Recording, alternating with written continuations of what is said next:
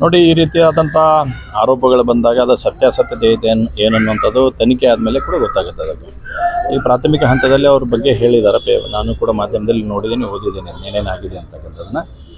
ತನಿಖೆ ಹಂತದಲ್ಲಿ ಪ್ರಾರಂಭದಲ್ಲಿ ತನಿಖೆ ಆಗಲಿ, ತನಿಖೆ ಆದಮೇಲೆ ಸತ್ಯಾಸತ್ಯತೆ ಏನೈತೆ ಅನ್ನೋದು ಹೊರಗೆ ಬರಲಿ. ತಪ್ಪು ಮಾಡಿದರೆ ಶಿಕ್ಷೆ ಆಗಬೇಕು, ಅದ್ರಾಗ ಎರಡನೇ ಪ್ರಶ್ನೆ ಇಲ್ಲ ಅಂತ. ಯಾರು ತಪ್ಪು ಮಾಡಿರ್ತಾರೆ ಅವ್ರು ಯಾರು ಬೇಕಾದರೂ ಇರಲಿ, BJP ಇರಲಿ, ಕಾಂಗ್ರೆಸ್ ಇರಲಿ, JDS ಇರಲಿ, ಯಾರೂ ಕೂಡ ಈ ರೀತಿಯಾದಂಥ ಅಪರಾಧ ಮನೋಭಾವನೆ ಉಳಿರ್ತಾರೆ. ಅವ್ರು ತಪ್ಪು ಮಾಡಿದ್ರೆ ಅವ್ರು ಶಿಕ್ಷೆ ಆಗಬೇಕು, ಅದ್ರಾಗ ಎರಡನೇ ಮಾತಿಲ್ಲ. ತನಿಖೆ ಮೊದಲು ನಡೀಲಿ, ಆದರೆ ಯಾವುದೋ ಅದಕ್ಕೆ ರಾಜಕಾರಣ ಮತ್ತು ಬೆರೆಸುವಂಥ ಪ್ರಯತ್ನ ಆಗಬಾರ್ದು. ಅದೊಂದೇ ಕೇರ್ಫುಲ್ಲಾಗಿ ತೆಗೆದುಕೊಂಡು ಮಾಡುವಂಥ ಪ್ರಯತ್ನ ಆಗಬೇಕು ಅಂತ ವಿಷಯ.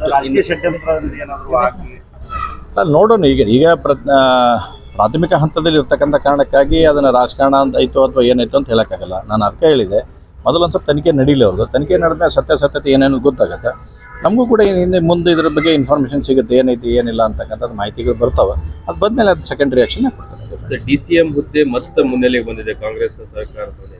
ನೋಡಿ, ಕಾಂಗ್ರೆಸ್ ಪಾರ್ಟಿಯಲ್ಲಿ ಕಳೆದ 1 ವರ್ಷದಿಂದ ನಾವು ನೋಡಿದ್ದೇವೆ, ಯಾವಾಗಲೂ ಕೂಡ ಮನೆ ಒಂದು 3 ಬಾಗಿಲು ಅನ್ನೋ ರೀತಿಯಲ್ಲೇ ಕಾಂಗ್ರೆಸ್ ಪಾರ್ಟಿ ನಡೆದೈತಿ.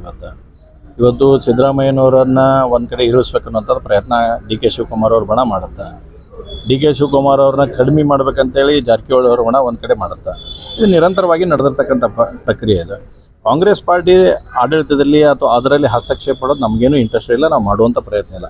ಆದರೆ ಕಾಂಗ್ರೆಸ್ಸಿನ ಆಂತರಿಕ ಬೇಗುದಿಯನ್ನು ನೋಡಿದಾಗ ಇವತ್ತು ಅನಿಸುತ್ತೆ ಭಾಳಷ್ಟು ಸಮಸ್ಯೆಗಳು ತಲೆದೋರ್ತಕ್ಕಂಥ ಕಾರಣಗಳು ಕಾಣ್ತದವು.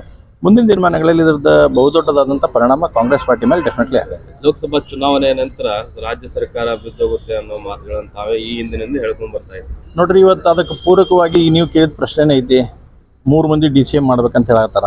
ಯಾವ ಕಾರಣಕ್ಕಾಗಿ 3 ಮಂದಿ DCM ಆಗಿದ್ರೆ ಅದಕ್ಕೆ ನಾನು ಹೇಳಿದ್ದೀಗ ಅಷ್ಟೇ. ಈಗ ಅದರದ ಮುಂದುವರೆದ ಭಾಗ ಈಗ ಪ್ರಾರಂಭ ಆಗೈತಿ, ಅದೇ ಒಂದು ಪ್ರಾರಂಭ ಆಗೈತಿ. ಭಾಳ ದೊಡ್ಡ ಅದೇ 2 ಬರೋ ಅಷ್ಟೊತ್ತಿಗೆ ಎಲ್ಲ ಕ್ಲಿಯರಿಟಿ ಸಿಗುತ್ತೆ. ಅಂದರೆ ಕಾಂಗ್ರೆಸ್ನವರು ತಮ್ಮ ಕಡೆ ಬರ್ತಾರಂತ ಅನಿಸ್ತದೆ. ಈಗ ಸದ್ಯ ನಾವು ಯಾವ ಅದ್ರ ಬಗ್ಗೆ ಇಲ್ಲ, ತನ್ನಷ್ಟಕ್ಕೆ ತಾನೇ ಬಿದ್ದರೂ ನಾವು ಯಾರು ಅದಕ್ಕೆ ಜವಾಬ್ದಾರ ಅಲ್ಲ.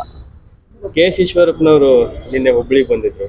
ಸೊ ತಮ್ಮ ಪಕ್ಷದ ಲಿಂಗರಾಜ್ ಅಂಗಡಿ ಅವ್ರನ್ನೂ ಭೇಟಿ ಮಾಡಿದರು.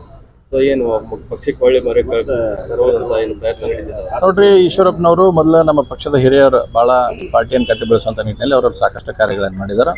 ಯಾವುದೇ ಕಾರಣಕ್ಕೆ ಸಮಸ್ಯೆಗಳಾಗಿದ್ದಾವೆ, ಅದ್ರ ಮುಂದಿನ ದಿನಮಾನಗಳಲ್ಲಿ ತೀರ್ಮಾನ ತಗೊಂತಾರೆ.